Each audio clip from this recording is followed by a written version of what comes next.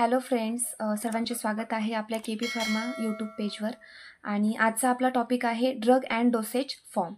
आता ड्रग म्हणजे काय आणि डोसेज फॉर्म म्हणजे काय हेच आज आपल्याला बघायचं आहे. ड्रग आपण कशाला म्हणणार? ड्रगचं मिनिंगच मग आहे मराठीमध्ये औषध, किंवा ह्याला अल्टरनेटिव्ह नेम काय आहे तर मेडिसिन. ठीक आहे. आणि याचा काय यूज आहे हे पण आपल्याला बऱ्यापैकी माहिती आहे. मग ड्रगची डिफाईन जी आहे ती आपण कशी तयार करणार? तर ड्रग हे एक सबस्टन्सेस आहे जे की आपण ॲडमिनिस्ट्रेटेड करतो. ओके. ड्रग हे काय एक सबस्टन्सेस आहे जे की आपण व्हेरियस रूट ऑफ ॲडमिनिस्ट्रेशनने ॲडमिनिस्टर करणार for the prevention, treatment and mitigations of disease. Okay. लक्षात ठेवायचं, ड्रग हे काय, इट इज अ सबस्टन्सेस आहे. हा एक सबस्टन्सेस आहे जो की आपण ॲडमिनिस्टर करणार म्हणजे काय, इनटेक करायचं बॉडीमध्ये. ॲडमिनिस्टर करणार कशासाठी? प्रिव्हेन्शन,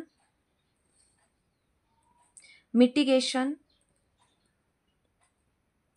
ट्रीटमेंट ऑफ डिसीज, आणि it is also known as drug. लक्षात ठेवायचं, ड्रग हे काय आहे, त्यालाच अल्टरनेटिव्ह नाव आहे मेडिसिन. ड्रग हा एक असा सबस्टन्सेस आहे जो की आपण ॲडमिनिस्ट्रेटेड करतो, घेतो आपण. कशासाठी?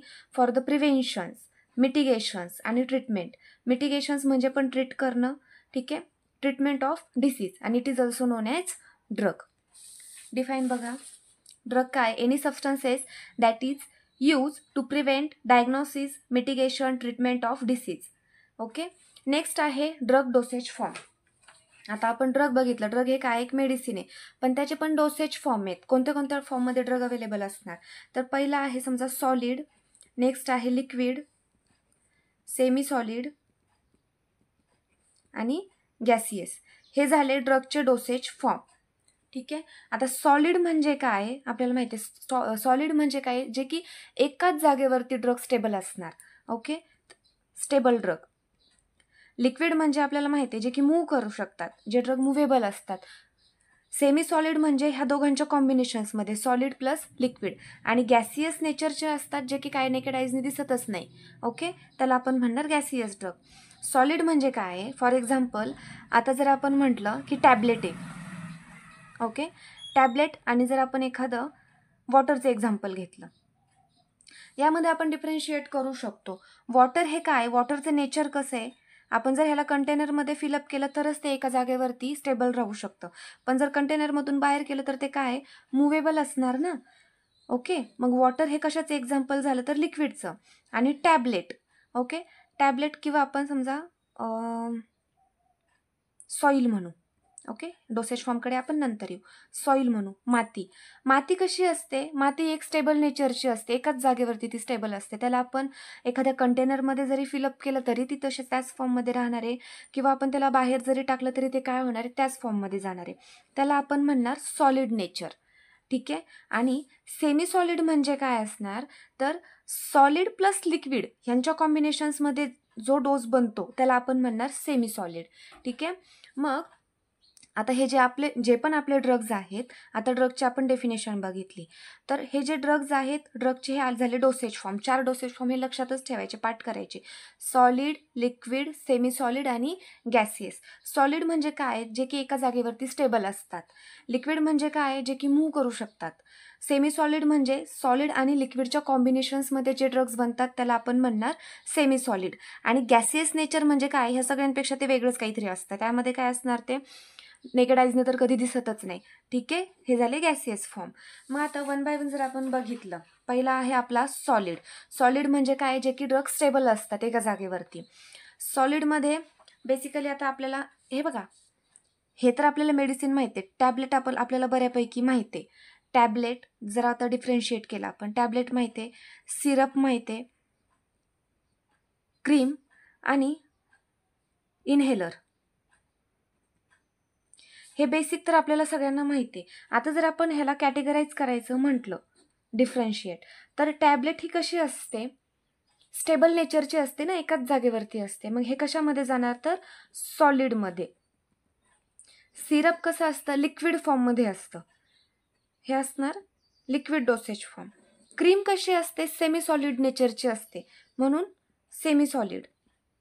आणि इनहेलर इन्हेलर म्हणजे जर एखाद्या पेशंटला अस्थमा वगैरे असेल तर तो काय करणार, इन्हेल करतो, डायरेक्ट काय करणार, ते इन्हेल करणार, ते जाणार गॅसियस फॉर्ममध्ये. ठीक आहे. आता वन बाय वन आपण एक ड्रग डोसेज फॉर्मचं क्लासिफिकेशन बघू. पहिलं आहे सॉलिड. सॉलिड मी सांगितलं, सॉलिड म्हणजे स्टेबल नेचरचे ड्रग्ज असणार. त्याचे 2 टाईप आहेत, युनिट आणि बल्क. सॉलिडमध्ये 2 टाईप आहेत, युनिट आणि बल्क. युनिट म्हणजे काय, जे की काउंट करू शकतो आपण. ओके. आता जर टॅबलेटची जर आपण स्ट्रीप बघितली किंवा जरी 100 टॅबलेट असल्या तरी एक एक टॅबलेट आपण काउंट करू शकतो. कॅप्सूलचं पण सेम तसंच आहे, पिल्सचं पण सेम तसंच आहे. आणि पावडर म्हणजे काय, जे की सॅचेटमध्ये पावडर्स असतात ते पण आपण काउंट करू शकतो, त्याला आपण म्हणणार युनिट. ओके. युनिट म्हणजे आपण जे की काउंट करू शकतो. बल्क म्हणजे काय, जे की जास्त क्वांटिटीमध्ये अवेलेबल असणार, आपण काउंट करू शकत नाही. फॉर एक्झाम्पल, आता आपली जी पावडर असते, टाल्कम पावडर आपण डेली यूज करतो, टाल्कम पावडरचे पार्टिकल्स आपण काउंट करू शकतो का, नाही करू शकत. ती कशी असते, बल्कमध्येच असते ना. सॉलिड डोसेज फॉर्म आहे पण बल्कमध्ये असणार. ओके. आता जे बल्क आहे त्याचे सुद्धा 2 टाईप आहेत, इंटरनल आणि एक्सटर्नल. इंटरनल म्हणजे काय, जे की आपण बॉडीमध्ये यूज करणार, इंटरनली यूज करणार.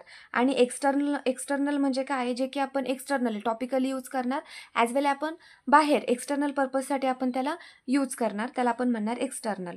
आता जर एक्झाम्पल बघितले आपण, क्लास कोणता आहे आपला, सॉलिड. सॉलिडचे 2 टाईप, युनिट आणि बल्क. युनिट म्हणजे काय, जे की आपण काउंट करू शकतो. ओके. मग त्याचे एक्झाम्पल आहे टॅबलेट, कॅप्सूल, पावडर आणि पिल्स. लक्षात ठेवायचं आहे. बल्क आहे, बल्क म्हणजे जास्त क्वांटिटीमध्ये असणार. सॉलिड आहे पण जास्त क्वांटिटीमध्ये आहे, त्याला आपण काउंट करू शकत नाही. त्याचे 2 टाईप आहेत, इंटरनल आणि एक्सटर्नल. इंटरनल म्हणजे काय, जे की बॉडीमध्ये आपण यूज करतो, आणि एक्सटर्नल म्हणजे काय, जे की आपण बाहेर यूज करतो. त्यामध्ये आहे फाईन पावडर आणि ग्रॅन्युअल्स. आता जे टॅबलेट बनलेली असते ती कशाने बनलेली असते, ग्रॅन्युअल्सनेच बनलेली असते, मग ते ग्रॅन्युअल्स झाले. एक्सटर्नल म्हणजे काय, जे की डस्टिंग पावडर, स्नफ आणि इन्सफ्लेशिओ. डस्टिंग पावडर माहिती आहे आपल्याला, डस्टिंग पावडर जे की आपण समजा डिटर्जंट वगैरे यूज करतो, ते सगळे काय झाले, एक्सटर्नली यूज करणे. स्नफ म्हणजे काय, स्नफ सुद्धा it is the one of the type of powder आहे. आणि इन्सफ्लेशिओ सुद्धा काय, इन्सफ्लेशन्स हा सुद्धा one of the type of powder. Okay. Next one आहे लिक्विड. ओके. लिक्विड म्हणजे काय, जे की मूव्ह करू शकतात. कंटेनरमध्ये स्टोअर केले एका जागेवरती तर ते स्टेबलच दिसणार, किंवा कंटेनरमध्ये पण जर आपण त्याला हलवलं तर काय होतं, ते मूव्ह होतात. ओके. त्याला आपण म्हणणार लिक्विड डोसेज फॉर्म. त्याचे सुद्धा 2 टाईप आहेत, बायफेजिक आणि मोनोफेजिक. लिक्विडचे सुद्धा 2 टाईप आहेत, मोनोफेजिक आणि बायफेजिक. आता फेज म्हणजे काय, तर साईड. ओके. आणि मोनो म्हणजे काय, single. Same as it is. Phase म्हणजे साईड आणि बाय म्हणजे 2 फेज. ओके.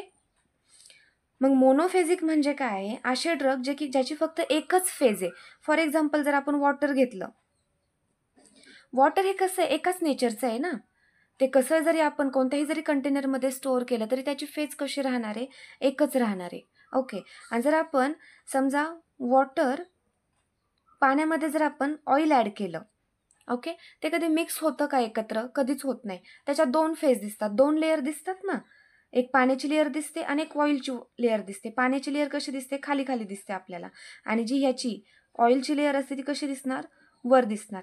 आहे तर लिक्विडच, पण कशा लेअर दिसत आहेत, 2 लेअर दिसत आहेत. आपण त्याला काय म्हणणार, बायफेजिक लिक्विड डोसेज फॉर्म. ठीक आहे. लिक्विड आहे, लिक्विडचे 2 टाईप आहेत, monophasic liquid dosage form, biphasic liquid dosage form. Monophasic म्हणजे काय, तर सिंगल असणार. फॉर एक्झाम्पल, आता वॉटर आपण घेतलं, पाण्याची एकच साईड दिसते ना. आणि बायफेजिकमध्ये 2 फेज दिसणार. एक समजा एक्झाम्पल दिलं मी तुम्हाला, वॉटर आहे, त्यामध्ये जर आपण ऑइल ॲड केलं तर 2 फेज दिसतात. त्याला किती जरी आपण मिक्स करायचा प्रयत्न केला तरी ते प्रॉपर मिक्स होतं का, नाही होत. जरी झालं तरी एक पर्टिक्युलर परत टाईम पिरियड नंतर काय होणार, त्याच्या 2 फेज दिसतात, 2 लेअर दिसतात त्याच्या, त्याला आपण म्हणणार बायफेजिक लिक्विड डोसेज फॉर्म.